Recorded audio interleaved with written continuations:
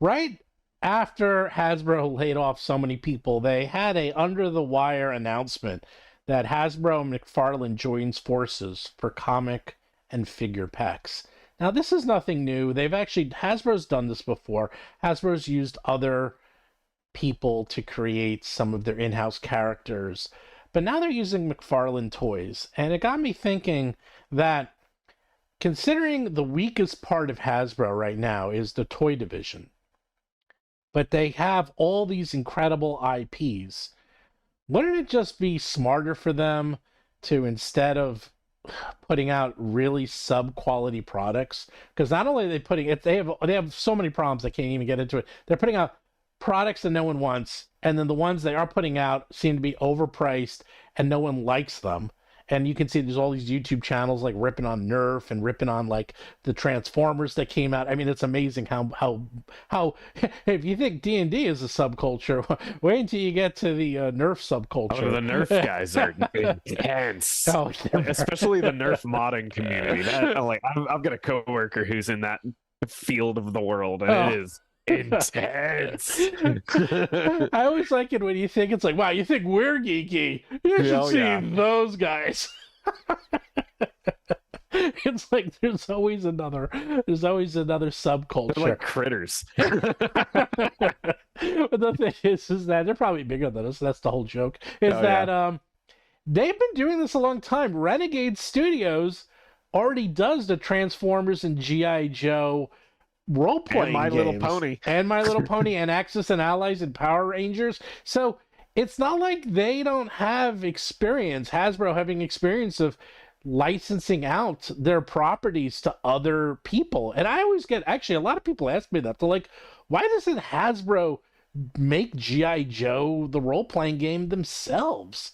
Why do they license it out to Renegade? Why did they license out Transformers to Renegade? And they have their own deck building games. They have all this stuff. And to be honest, I actually don't even exactly know. I presume it's just because they don't want to bother. So it's just easier for them to license it out, make some money on the license. And it's extremely low risk to license it out. It's extremely, like, you're going to pay me $40,000 for this license for 2 years and I don't have to risk anything. Dope. You know, I don't have to employ any staff. I don't have to pay any benefits. I don't have to worry about HR. Like, awesome. I know, but they give me my $40,000. I know, but they make so little money. It's one of those. I guess it's better than nothing, but that's one of the reasons they bought E1 to begin with, is because they thought, well, we can license this out to a production company like we were doing with Transformers, or we can make the movies ourselves and keep all the money.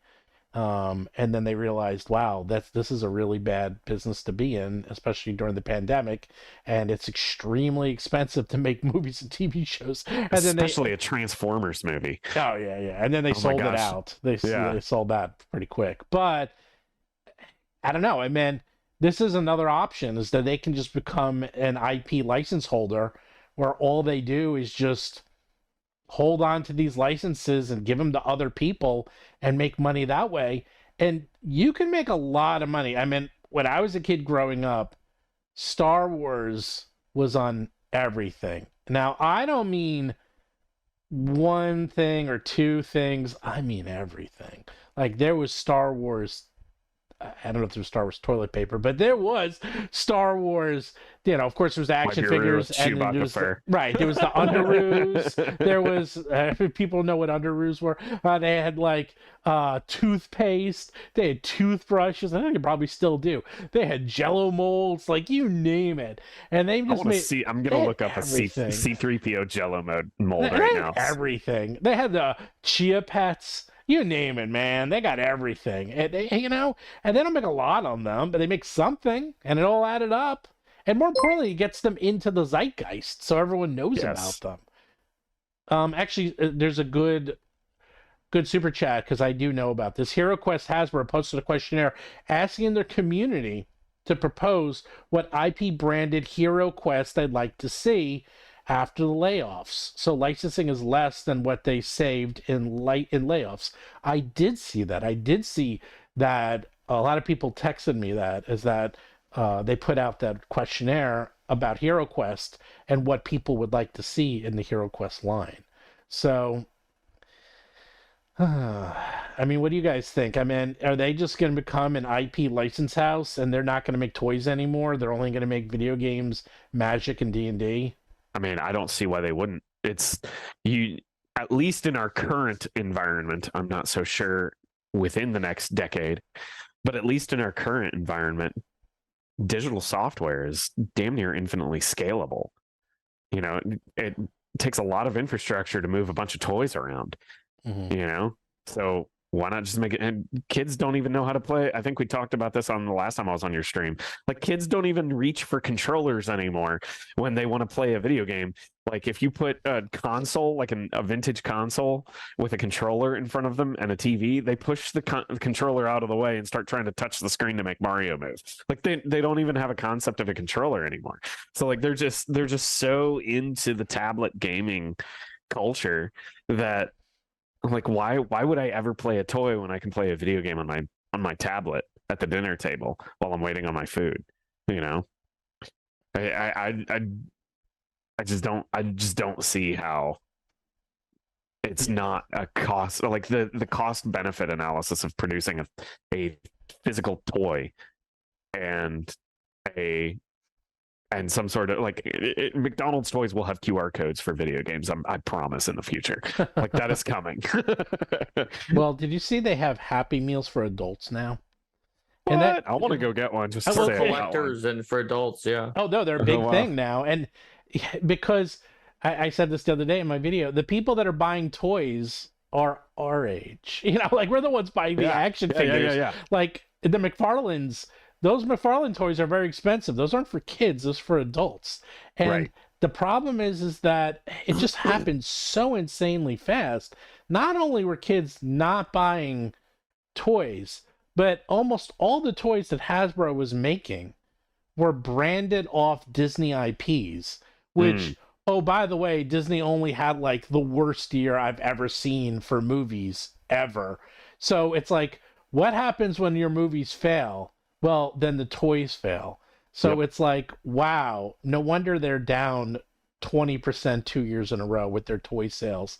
And people will say, oh, no, that's not true. Well, in their own brochure, they're like, yeah, we're like in the top 3 of all toy manufacturers in the world. And if we're down 20%, well, that means everyone's down 20% because it's not like we're the 5th.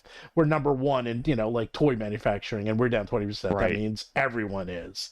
And meanwhile, Barbie had a bump, and it actually helped Mattel because the movie was such a big hit. And the best thing about that was they didn't have to produce anything special. They already had Barbie toys out there. Like Barbie was already out there. They didn't even have to worry about, because I saw something about how, oh my God, in 2020, how Hasbro was really excited about the new Indiana Jones movie and how they were going to make all this merchandise. I was like, okay. Nope. Did anyone even see that movie? And second of all, I love Indiana Jones. I didn't see it. Who is buying those toys? Like, who is buying an Indiana Jones toy? Seriously. Like, the movie was marketed towards 50-year-olds, starring an 80-year-old. Let's buy an action figure of an 80-year-old Indiana Jones. That's what my kids want to play with. I mean, am I taking crazy pills here? What's going on? I think that it's just like, it's pretty clear, and not to skip ahead for Hasbro's awful 2023, but like when you look at where the layoffs were centered in the more recent layoffs, at least as far as we know, they seem to be massively towards the section that you're talking about them de-emphasizing, Steven. So it seems like you're right, at least in the short term, and there's only been a few, not that it was good that there were any, from like teams like Dungeons & Dragons and Magic the Gathering, and of the many people who lost their jobs, they seem to have been more on the toy side of Hasbro by the vast majority. Yeah, and that certainly seems like what they're heading towards when they restructure the company in that way, right? Yeah, I mean 1,100, and from what I can count, about 30 people were from WotC and Magic. So that's like 97% that were from the toys. Well, 1,100 versus 30. I think that's more than 97, isn't it?